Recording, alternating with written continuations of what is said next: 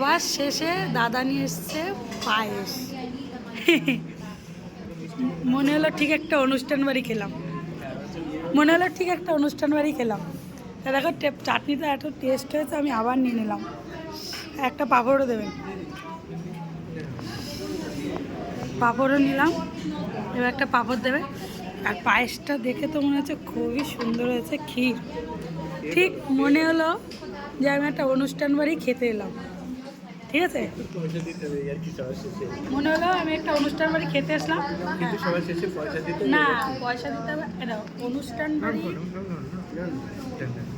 আমি অনুষ্ঠান বাড়ি গেলে একটা গিফট নিয়ে খেতে যেতাম, আর এখানে আমি গিফট না নিয়ে এসেছি, সেটা তো দিতেই হবে, দিতেই হবে সেই টাকাটা।